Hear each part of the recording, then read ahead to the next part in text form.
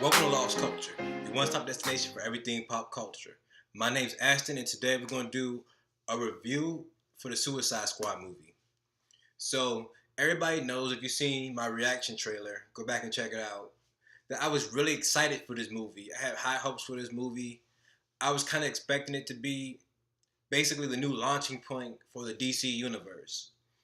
Now, with that being said, I didn't hate the movie. I don't think the movie is as bad as the reviews are coming out as. And I don't think the movie is as bad as Batman vs. Superman theatrical version. I think this is a much better movie. I don't think it's a great movie, but I think it's a much better movie than Batman vs. Superman. I think it's an okay movie. I think it's worth actually going to the movie theater and checking out. It has some great special effects. It has some great moments in the movies. Some key scenes in there that are amazing that I'll get into a little bit later. But besides that, I personally feel like the movie's a letdown. It's not what I was hoping it to be. Maybe my expectations for the movie were a little bit too high or something of that nature. But besides that, I felt like the movie could have been much better, and I personally was let down. So now we get that out the way, let's jump into the characters. So we got Amanda Waller. She's a great character throughout the movie. We don't get to see an origin story for her. Basically, when we see Amanda Waller is Amanda Waller. She's cutthroat. She's ruthless. There's a couple of scenes in the movie where she does some things which shows us, yes, she's a good guy, but she's cutthroat, and she would do whatever she feels is necessary to complete the mission and to keep everything under wraps. So with that being said, Amanda Waller ended up being like a great character to me, and I liked all the scenes that she actually were participating in. Let's move on to Rick Flag. Rick Flag, to me, he wasn't bad. He wasn't like one of the main characters. He was technically the leader of the group by Amanda Waller, but when we get on further on, I'll talk about he was really the leader of the group. But his love interest in the movie, it kind of like, I don't really believe it. I don't really feel it. I don't really like it. It just felt kind of forced to me. It wasn't really there to me. So with that being said, we're just gonna move on to the Enchantress slash Dr. June Moon. She she when we first seen Enchantress, like in her first character design, I like her. Like I actually honestly love her. I love the things they do. They have this one amazing scene where she puts her hand on the table and the doctor like whispers Enchantress, and we see another hand comes up under and flips, and like her whole body turns to like this black smoky like theme, like to her new character, her character model as Enchantress. And that scene right there is amazing. It was creepy, it was spooky, like it gave you chills. So when we see her like character origin and everything, I love the way they did it, the way they set her up, how they had her, where they had her come from. It was all great. But later on, maybe like midway through the movie, you get to see she's actually going to be our main bad guy, the main antagonist of this movie. And I don't really know how I feel about that. I really wasn't. I don't know because she also had a younger sibling or older. They don't really. Her brother, who they also brought into the movie, they didn't really give him a name. He was like he kind of reminded me of like an apocalypto type guy, just built up, mixed with like the Thor the little metal thing that Thor had to fight in the first movie. So he seemed kind of like a crossover between that. He wasn't really too hashed out or created. So that really bothered me. He was just like a throwaway villain who, did he have lines? I think he had like one or two lines. He just wasn't a big character at all in the movie. Even though he was built to be believed as originally he's supposed to be built as the bad guy. We think he's going to be the main bad guy, the main threat. But it turns out that he's not. Then let's move on to Slipknot. So as fast as Slipknot comes into the movie, he leaves even faster. He's a throwaway character. They basically just used him to prove that there are stakes in the movie. Like these bombs in the bottom of their skulls are actually bombs, and if they actually got a line, they're going to die. So that basically was the only reason Slipknot was in the movie. So if you're going into this movie to see Slipknot on the big screen, you might as well just save your money and wait till it comes into the red box or some other thing like that. With that being said, move on to Captain Boomerang. Captain Boomerang was good. He's more used as a character, a comic relief in the movie. He doesn't get too many serious roles. With him, though, we get to get a good Flash cameo. Flash is only in the movie maybe 5 seconds, but those 5 seconds is like great. And the crazy thing about that is that Flash scene was literally shot like a week or two ago, maybe 3 weeks at the most, and they got it into the movie like this late in the movie, which is like great. It doesn't feel forced or anything. If you're like a Captain Boomerang fan or a Flash fan, seeing these two together just felt natural. It was basically an understanding. I think even to like the general movie audience, it wouldn't have felt forced. But I have a little history with Flash, so I understood why Flash was stopping Captain Boomerang. So moving on to Killer Croc, we get to see Killer Croc real quick. Even though everybody knows Batman's in the movie, Batman didn't have any like scenes with Killer Croc that I can remember. When I seen Killer Croc's origin, it felt very. It was good. My thing is, compared to the rest of the origin stories, it was just like kind of just brushed over. We see him in the bottom of the sewer, which I like. You know, you watch the old Batman cartoons. Killer Croc is normally in the sewers and things of that nature. So any fights that Batman had with Killer Croc was normally in close quarters, underwater, or like at least like waist high water. And they did like throwbacks to that, little nuggets to that with Killer Croc. We see them feeding him raw meat to treat him like an animal. They don't really explain how Killer Croc became to be. They just say he's always been, which I guess is enough. So, and his character, he's used as more as the muscle. We don't get this. He doesn't have any. He has a couple like nice lines when they're in the bar scene and things of that nature. But outside of that, he doesn't have. Oh, he has one great scene where he goes off on his own, but he's not that memorable for the movie. Like he's not one of the characters you're going to be attached to in this movie. He's going to have a couple scenes here or there, a couple one-liners, but he's not one of the main characters that you're going to be attached to in this movie. So with that being said, we're going to move on to Deadshot. So I called this earlier when I seen the trailers, the San Diego trailers, even when I seen the original trailer for Suicide Squad. He is basically the leader of the Suicide Squad. We see which he's not really the leader, but he's the leader. Rick Flag was appointed by Amanda Waller, but all of the villains, the bad guys, they look up to Deadshot. Deadshot calls the shots. If Rick Flag's in trouble, he tells the rest of the team, protect Rick Flag. So, with that being said, I like that. And we get to see him have interaction with Batman. We get to see how he was living life before he was actually brought into the Suicide Squad and arrested and everything. How he got arrested. They show us that. Which they really didn't show for Killer Croc. You never get to see how he actually got arrested. We just know he got arrested. So it's with Deadshot, we see he was a nice doing hitman. He was getting kills. He was getting paid money. He would force people to pay him more than they originally agreed to, and before the murder was actually done. So we get to see how he was going. Will Smith, I must add, did an amazing job as Deadshot, though. When it was time for him to be funny, when it was time for him to be charming, when it was time for him to be ferocious, he hit the mark on every time.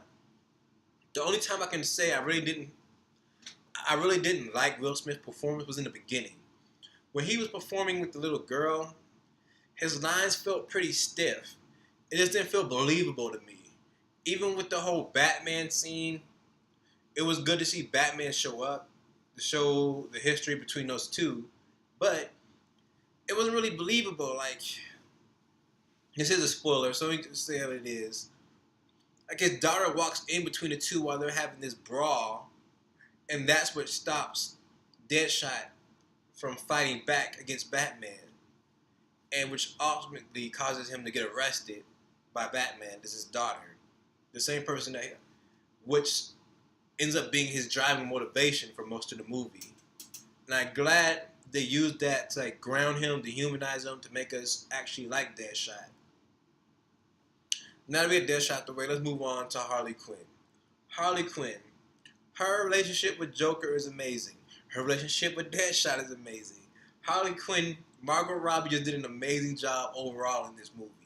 Like, any faults that I have in this movie, I have one. It's not really Harley Quinn, though. Not really Margot Robbie's fault. There's only one scene that I have a problem with Margot Robbie in this movie, but it's not her fault. I'm lying. I do have another scene that I don't like with Margot Robbie. But for most of the movie, Margot Robbie did an amazing job. I believed everything she was doing, even when she was saying some of the quirky things she says, doing some of the things she said. I loved it. I love when they showed the flashback, her origin story of her and Joker together.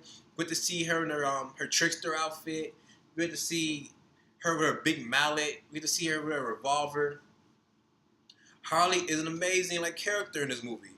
Like, I knew she was going to be great, but she was an amazing character in this movie. Her and Deadshot and Joker were the standouts of this movie. Amanda Waller, I must add to. Amanda Waller was great also. But these four characters were like the heart and the soul of this movie. Anytime Joker and Margot was in scenes together, like, it brought the movie together. It was amazing.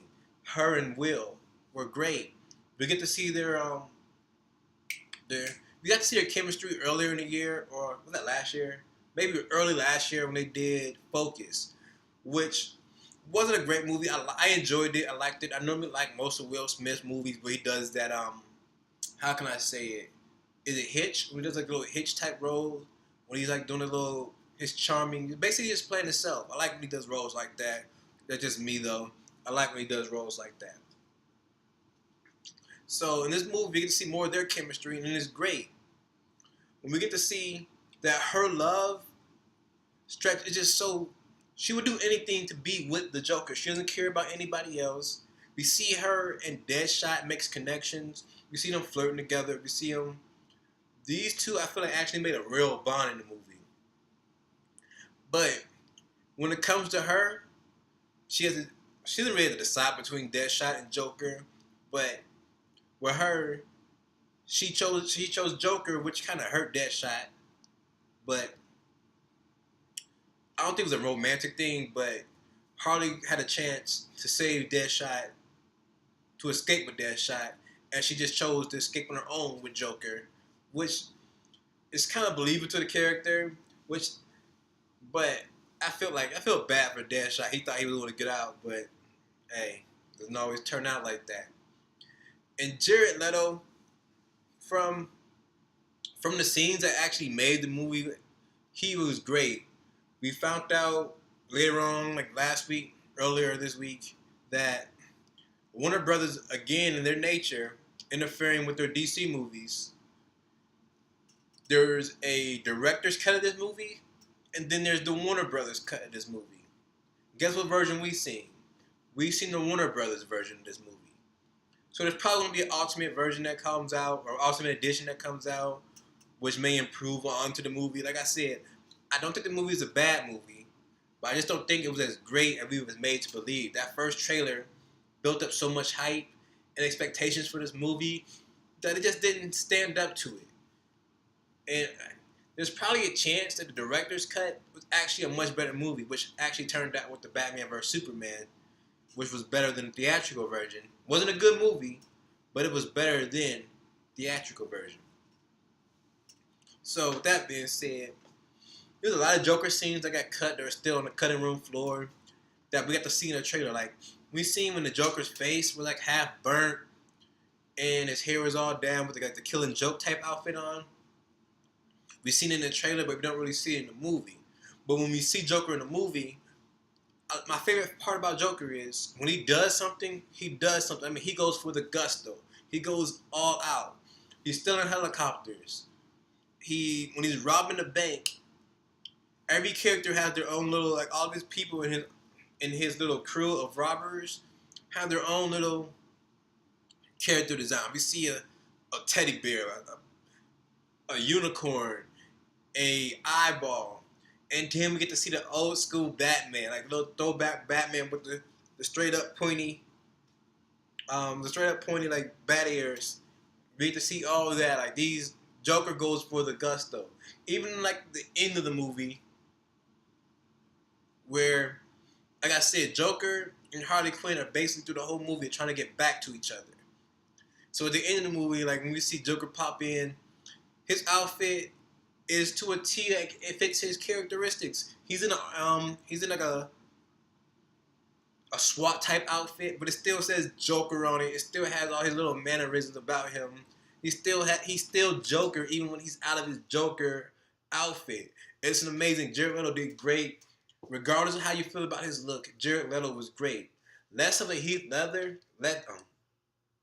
It was less of a Heath Ledger type Joker, and more of like the original Joker, like back in the day when he was nice, a gangster, slick back here. Caesar, I can't think of his name. Caesar, I don't know why I want to say Caesar Chavez. I know it's not Caesar Chavez, but Caesar, I can't remember his name right now. It's on the tip of my tongue. He was more of a his type Joker. So, like I said, Jared Leto did great. And the great thing about Harley Quinn and Jared Leto, Harley Quinn wants to be with Joker so bad, she doesn't care about anything else. She doesn't care about his flaws. She only wants to be with the Joker through everything. And then later on in the movie, to see a scene where Joker's life is in harm. We think he's going to die. He thinks he's going to die. But he's not worried about dying. Only thing he's worried about is getting back with Harley Quinn. He has her in his hands. He loses grip. And all the while, we think he's about to die. He's not worried about that. Only thing he's worried about is he's not with Harley Quinn. Like, the Joker would rather see the world burn. Well, he'll burn the world just to be with Harley Quinn. And I love that aspect of the Joker in this movie. So, regardless of, like I said, regardless of how you feel about his look, he was an amazing Joker. I wish we'd have got more of him in the movie. So, with that being said, now that we hit all the characters, I did miss one character, Enchantress. We get to see a quick flashback, a quick origin of her. We get to see like the theory of her sword, or the magic of her sword and how it works. They explain all that to her, like her husband was killed. The man that killed her husband used Enchantress's sword on her husband. So his soul was like, when she kills you with that sword, your soul is then absorbed into the sword. And before any fight she goes to, they show that she would talk to the sword, would talk to her husband's spirit that was locked inside the sword. So that was like okay to me. Hey, Enchantress, didn't really care too much about and moving on to like actual like the storylines. So like the first act of the movie, I felt myself really bored, taken out of it. I wasn't really into it.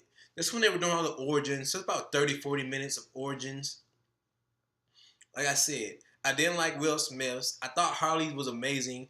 I wish it went more in depth in Harley's. I think I might have missed Diablo. I don't know if I went back on Diablo on character briefs, but Diablo was a great character in the movie. He was very, very minimal for the most part until we get to the third act. Even his origin story was real compact. We know he was a gangster. We know he's a metahuman, blah, blah. And nobody really cares about his origin story. It wasn't really that serious. He wasn't really that big of a part.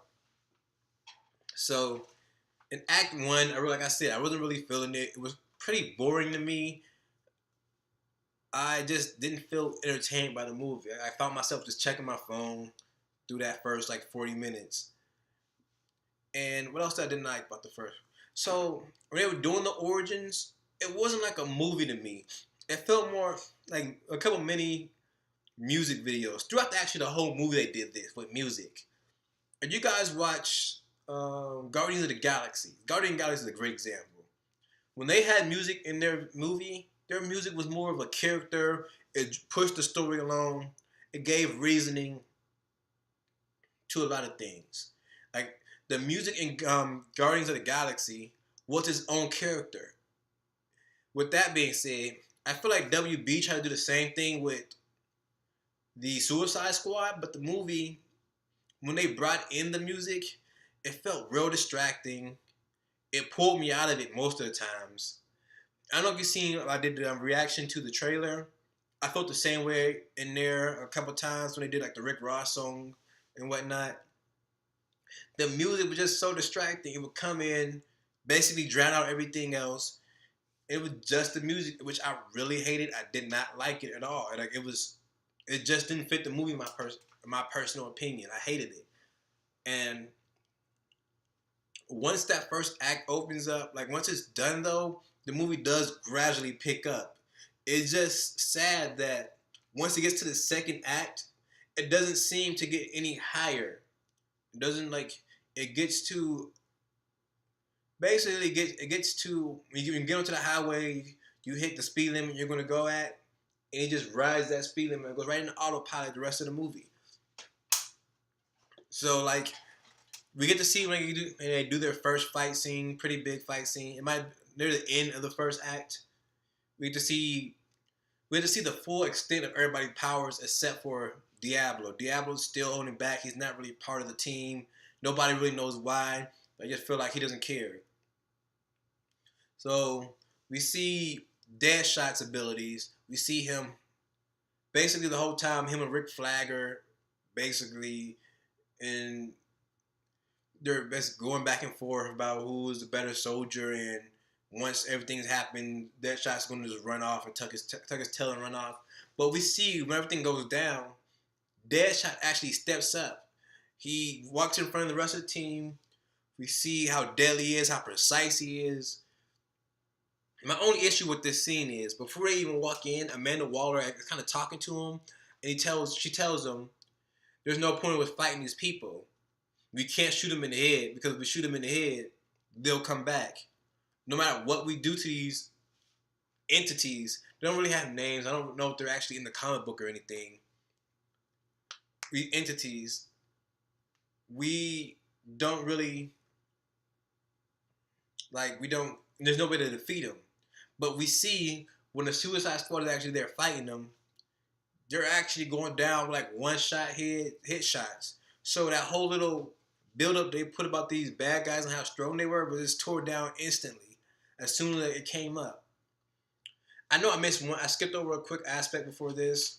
So in the first act, basically, we find out that Enchantress, she originally starts off with the Suicide Squad when they're building the Suicide Squad.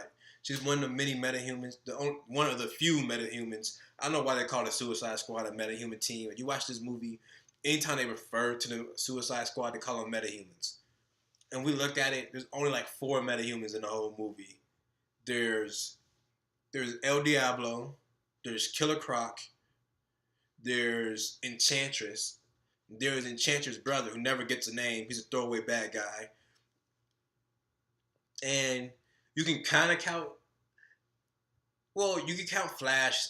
There's 5 right there. And then I count Enchantress. She's not really not Enchantress, I mean Katana. She's not really a metahuman. She's more just has like a mystical item that she uses. But hey, I'll give her a title. Just take it. But besides that, it wasn't really metahumans on the team. Enchantress left. Flash was there for 5 seconds. Enchantress' brother is with her. So we had Killer Croc and El Diablo. And half the movie El Diablo just watching. So we have one metahuman for the metahuman team. Hey, let's see how this turns out. So we're going in, and we see, like I said, we see Deadshot step up. From this point on, Deadshot's the leader of the group. Everybody's looking forward to Deadshot. Everybody wants to know what Deadshot thinks.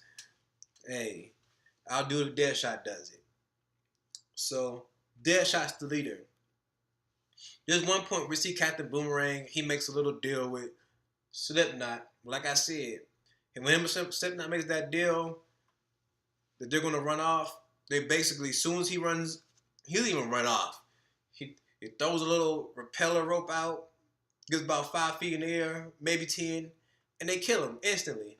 Dead. Boom. Slipknot's gone. And then Captain Boomerang falls in line.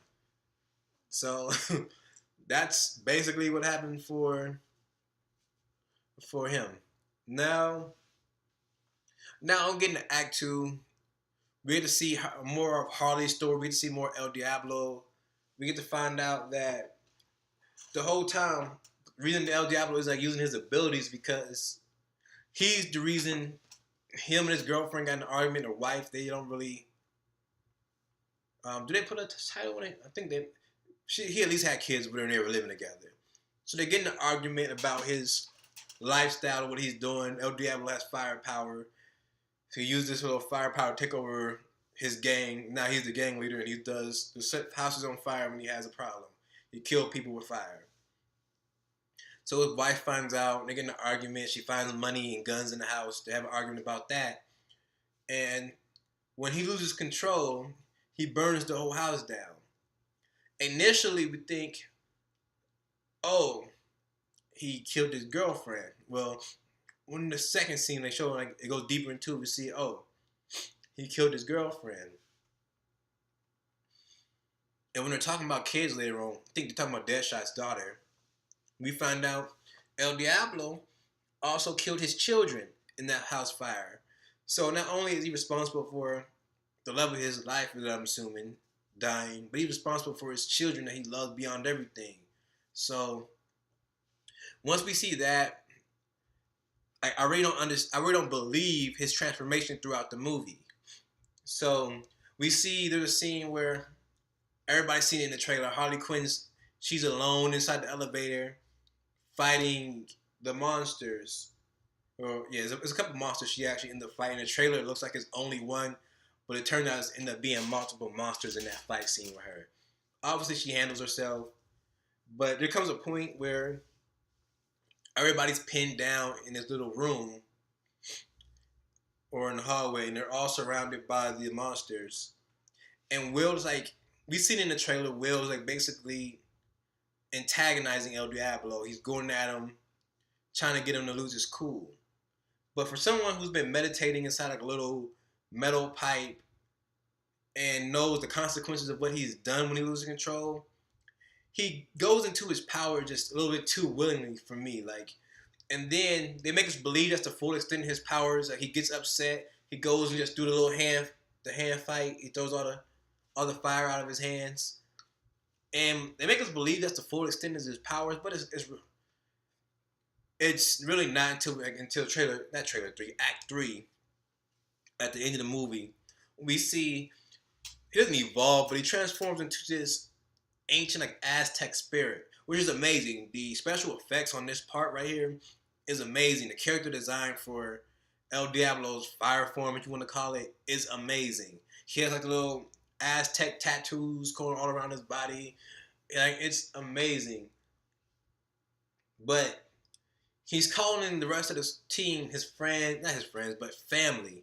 I feel like if he was to killed his family, he wouldn't open up and started doing the things he was doing with his abilities to like so quickly. It just seemed like Act 1, Act 2, he wasn't part of the team. Act 3, hey, we're family. Let's go do this. So that was my biggest issue with El Diablo. But besides, like I said, his character design was amazing. Another amazing character design was Killer Croc. We can see him, he's more, like I said, just a muscle. He's just going around punching things, ripping things in half. He's pretty ferocious. He's great. Like, his character is great. We don't get to see too much of him. In the bar scene, which a lot of people thought would be one of the biggest scenes in the movie. It was a pretty big scene. But a lot of people felt like that scene was going to be more informational. It wasn't really too much information in there. We got a little bit of information about Diablo's history and things of that nature. Killer Croc gives a nice little line saying he's beautiful.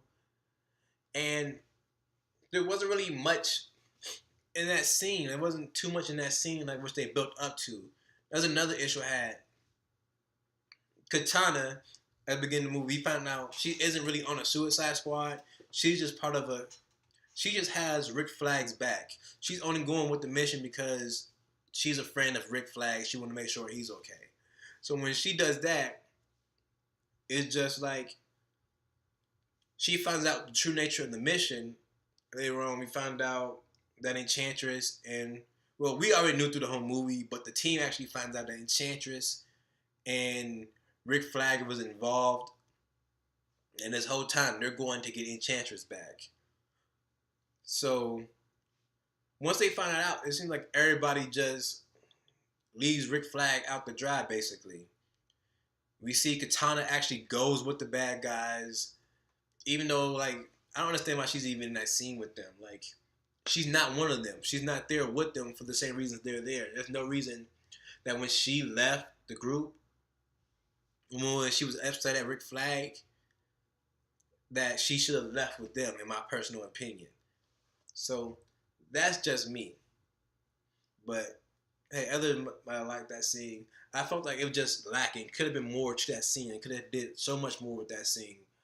Then now we're starting to move into the third trailer. Not third trailer, but Act 3. Act 3. Act 3 is when the big finale is. We get to see, like I said, Diablo, he has his great form. He changes into his big Aztec form. The throwaway villain he fights, he lures him into a corner. This is when Killer Croc gets his basically his solo scene. Killer Croc goes under the water. We get to see him in his environment. And you're like I said, you're a '90s fan of the old Batman cartoon. We get to see Killer Croc underwater. We see him swimming. He wasn't supposed to go in, but he made an executive decision that hey, I'm the best in these conditions. We're going underwater. We're not gonna be able to see, low visibility. The best person to go with this team or to lead this team would be me. For his little Splinter mission, Killer Croc did amazing. That's really the only highlight he gets is for that scene. And so the Killer Croc scene was great. Going back, Boomerang had his little solo scene where we see him throw his boomerang, and it turns out that it's a camera. He's actually using it to get surveillance of the area, which obviously we know is going to get seen. And the throwaway bad guy just kills it, destroys the drone real quick. Sorry guys, I'm kind of sick right now, so you hear me like hacking or anything, it's because I'm sick. So with that being said, no, like I said, Deadshot has this solo scene in the first act, and we see how deadly he is, and he's prominent through the whole movie to see some of the amazing things he do. Harley Quinn gets her solo scene in the elevator, boom, boom, boom, and we get to see a lot of flashbacks with Harley Quinn throughout the movie. We get to see her as her Dr. Quinzel form, Harley Quinzel. How we get to see her and Joker actually made the original bond. How he turned her into Harley Quinn. And when she fell into the chem vat, I actually liked it. I loved how. What I didn't like is how Joker decided to jump in. I thought maybe he might just walk down because it seemed like he really didn't. When she decided, he made her choose. Like either he asked her would she die for him. She said, yeah. He's like, wait, that's too easy. Would you live for me? And she agreed to that. And she willingly just jumped into the chem vat. We see her in the trailer. You might see her little jumping, the falling scenes, which made it seem like the Joker was diving to save her, which he wasn't. It was just a decision he made later on to jump into the pit with her after he was already Joker. So he had just made her. If you follow like any of the comics or anything, there's one run where she actually falls into the same chemical vat as the Joker did to get her pale skin and everything. But I didn't understand in this scene, but at the same time, visually, I loved it. Is when Joker and Harley was in the little chemical vat, we get to see the blue paint ink oozing off of him, and we see the pink ink oozing off of her, and kind of like mixing together. Basically, they're crazy, matching each other's crazy. Deadpool line, if you didn't catch that. So those two, that was like a great scene. And like I said, everything Joker's doing in this whole movie basically is to get Harley Quinn back, which is great. Everything he was doing was great. One thing we can see about the Joker, he's heartless. Not heartless, but he's relentless. There's a scene where Common's in there, Common was like a popular rapper. He was it's kind of like an Easter egg. If anybody knows, Common was supposed to be like the original Green Lantern. There's an old like Justice League movie that was actually they were on set filming, getting ready to shoot, but Christopher Nolan told them either they shut that movie down or he would not do the Dark Knight trilogy. So Warner Brothers, they shut down the Justice League movie. Mind you, these guys are fully dressed on set. The catering table just pulled up and everything. They had shut the whole movie down just like that. So the Dark Knight series. I'm not complaining. I love the Dark Knight trilogy. But I think Common would have been a great Green Lantern. So besides that, they used Common in this movie as a throwaway guy for Joker to kill. Well, like Joker always has these one guys that he just kills with no issue, and I love it. So in that scene though, when he kills Common, we see Harley would do anything that Joker tells her to do. So Joker literally gives Harley Quinn away to Common, tells Common, "Hey, this is your girl. She's no longer mine. She's yours." And when he turns her down, he kills Common. Which, I think Common could have had a bigger scene. I'm actually a fan of Common's acting and his music, but I think he could have had a bigger scene. So, getting on later in the movie, there's a part of the movie where Joker eventually meets up with the Suicide Squad. Like a helicopter comes up after the Suicide Squad has saved Amanda Waller. They're on top of the roof, and the bombs in their neck. Joker has come up with he kidnapped the professor that actually designed the equipment and made him overwrite the commands to Harley's necklace. Well, bomb in the back of her head. In the beginning of the movie, Harley had promised Deadshot that when she makes her escape, that Deadshot can come with her. So at this moment, as soon as she sees Joker, Deadshot looks to her, and it's a big firefight going on. And she just runs in the middle of the firefight and doesn't even worry about Deadshot. Deadshot feels a little betrayed and left behind, but hey, it is what it is. She's with Joker. And there's that scene that I spoke on briefly earlier. We see them finally united. They're happy to see each other. And the helicopter starts to go down. And he loses their grip, and he sees like the pain on his face. Not because he thinks he's going to die, but because he lost Harley. And one thing I didn't like about this movie, which it didn't sell at all, they want us to believe that Joker was going to die. Boy, who in their right mind would have thought DC was going to kill Joker in a side movie, which he only has like 5 minutes of camera time in? Nobody really believed the Joker was dead. They wanted us to believe he was dead, but it just wasn't believable. The situation to it was kind of believable, but it just wasn't believable in the movie that they put it in, what it was surrounded around. It just wasn't believable. And hey, so with that being said, another key scene that I did miss with Joker and Batman. Joker, the Lamborghini scene, we see that it's not really too much longer than we've seen. It's a little bit longer. We get to see Batman's actual strength. Joker leaves Harley in the car once they crash, and the car is underwater, literally. That's why Batman was swimming, because Joker drove into the water.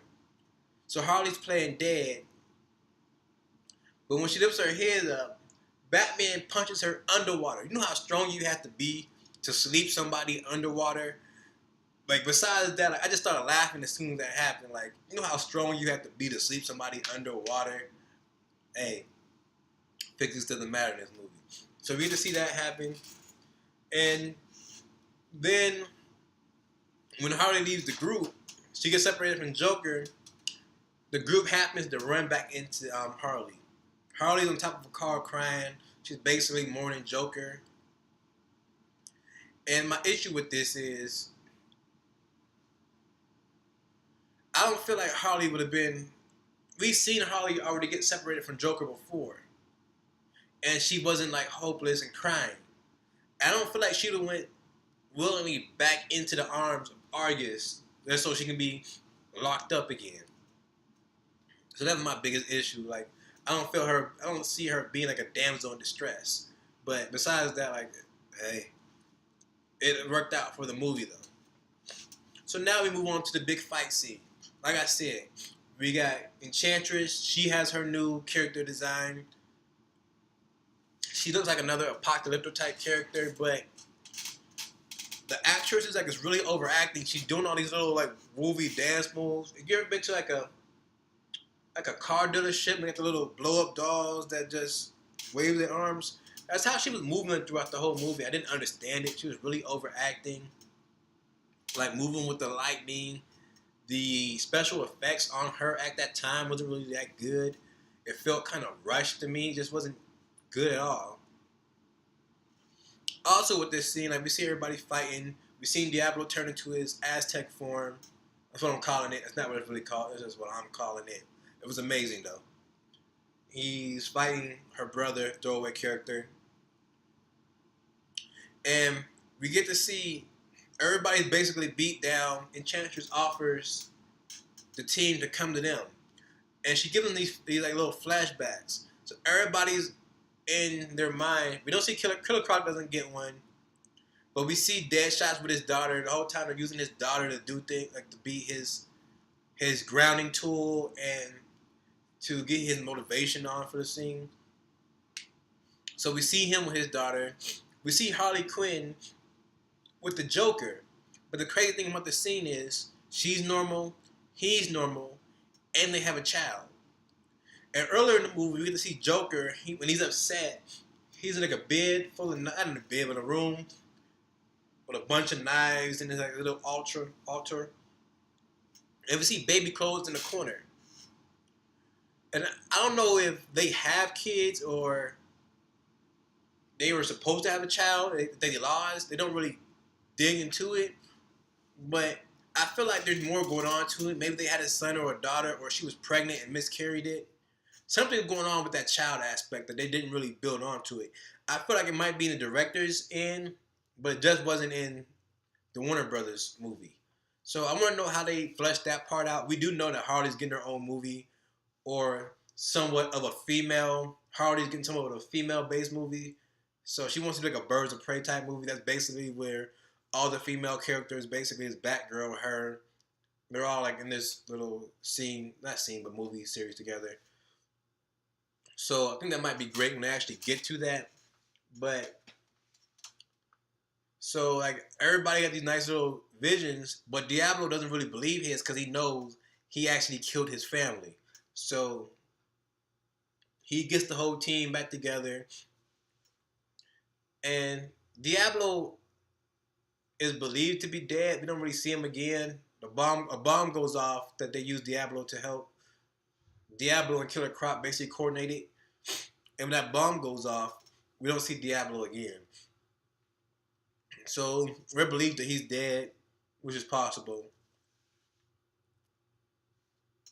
And then that's really it for Diablo. But Harley Quinn, when Enchantress gave us the offer, I just didn't believe it.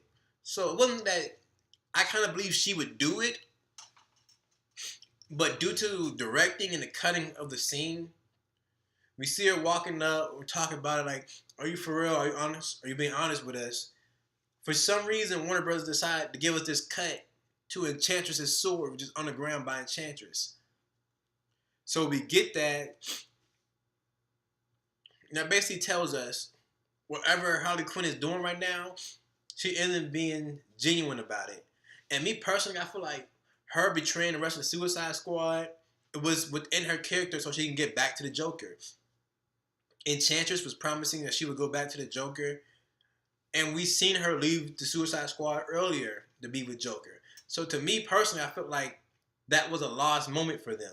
They messed up right there. And I wish that they wouldn't have done that. So, yeah, I hate they messed that scene up. And with that, that's basically the end of the movie.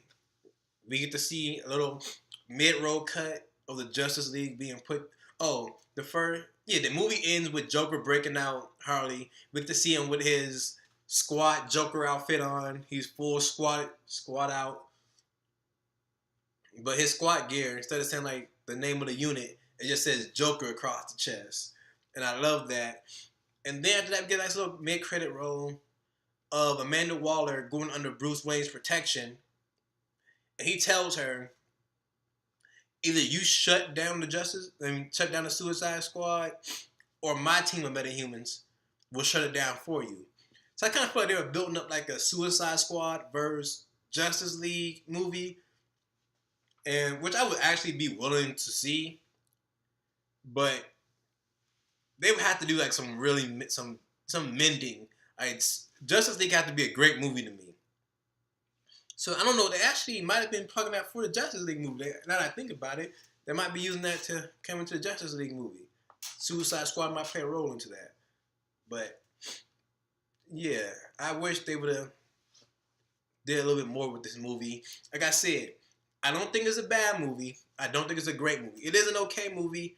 I give it about a 3 out of 5. I give it a 3 out of 5. Like I said, it's not a bad movie. It's not a great movie. I find that it's okay. And get in the comment section and let me know what you think about the movie, what you liked about it, what you hated about it, and what you didn't agree with. But that I said, as always, don't forget to subscribe to the channel, like if you like what you've seen, leave a comment if you didn't, if you disagree with some things that I said. And again, like I said, I don't think it's a bad movie. I think it's an okay movie. And I wish they probably would have stayed with the director's version of this movie. So, as again, don't forget to follow us on Instagram at lost_culture. And to follow me on Instagram at Saint_Aston. And as always, stay lost, folks.